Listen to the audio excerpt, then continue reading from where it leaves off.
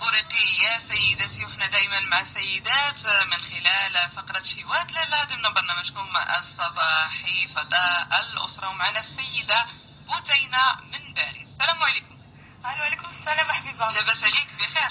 صافا الحمد لله. توحشتيني لاله مريم. الله يبارك فيك، الله يبارك فيك، انا توحشتكم بزاف.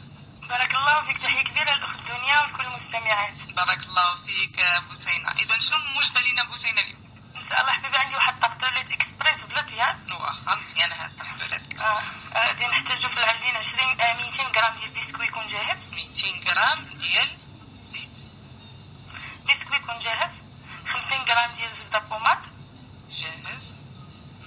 45 غرام ديال سنيده. زبده بومات 50 غرام سنيده. 45 غرام. 45. انا ديجا البسكوي حلو. بالنسبه للشونتي اللي غادي نحتاجو بالفاني والماسكاربون غنديرو فيه 100 غرام ديال الماسكاربون. 100 غرام ديال الماسكاربوني. 20 سنتيلتر ديال الكريمه تكون سائله. 20 سنتيلتر ديال الكريمه سائله.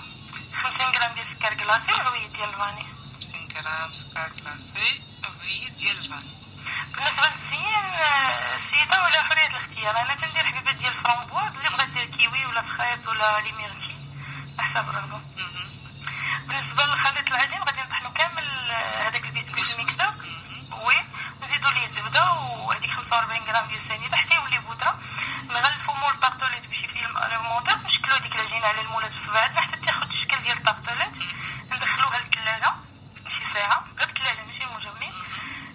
بالفوق غناخدو نطبطو الفوي وصالادي والفوي ندخلوهم للثلاجه 30 دقيقه قبل يبردوا بوحدهم.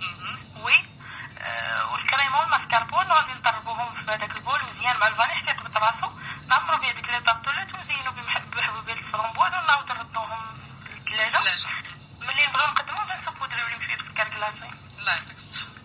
عندي بارك الله فيك حبيبي. عندي ماك كوكيز في كؤوس. غنحتاجو المقادير 15 غرام ديال الزبده، 16 غرام زبده، 12 غرام ديال سنيده، 12 غرام سنيده، 12 غرام ديال سكر اسمر، 12 غرام سكر اسمر، اصفر بيضه، صفار بيضه، شي تقريبا 3 القطيرات ديال روح الفاني، 3 القطرات روح فاني، 30 غرام ديال الدقيق، 30 غرام ديال الدقيق، وجوج معالق كبار ديال لي بيبي شوكولا. جوج معالق كبار ديال لي بيبي شوكولا. واضح المقادير. هاد الطريقه غادي نطيبو كلشي في الكاس، يعني ما عندناش ناس نعمرو ليس غادي ولا واحد. غادي نذوبو الزبده ونضيفو لها السكر ونحركو ونزيدو لها اصفر البيضه تشي في الكاس ونحركو. كل ما نضيفو شي عنصر كنحركو مزيان. ونزيدو روح الفاني والدقيق ونخلطو كلشي وحبوبات الشوكولاته هي الاخرى. ندخلو الكاس الميكرووند من بين 40 حتى 60 ثانيه على حساب كل سيده والميكرووند ديالها. نردو البال حيت الكوكيز كيكمل طيابو هو تيبرد، يعني ما نخليوش بزاف لداخل باش ما ينشفش لينا. 40 حتى لي حتى ل 60 ثانيه. 60 ثانيه. نزيدك واحد المقبل ساهل بالطون والنعناع. واخا بسرعه حيت معنا لاله امينه من قنيطره. بسرعه ان شاء الله.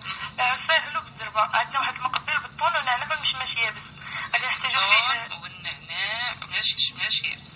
نحتاجو فيه علبه ديال الطون بالزيت ولا الماء على حسب الرغبه. عصات الورقات النعناع.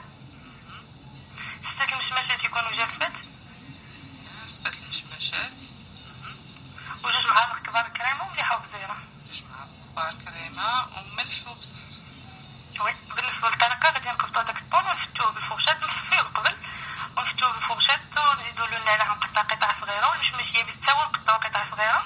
من بعد نضيفو الكريمه والملح والليفه ونخلطو كلشي حتى نوضعو في لي فيغين ولا شي على حساب رغبتك. نزينو بورقه النعناع. والصحه والراحه لاله مريم. الله يعطيك الصحه بوتينه، وكنشكرك على التواصل ديالك. نهاركم مبروك مستمعاتنا الكرام.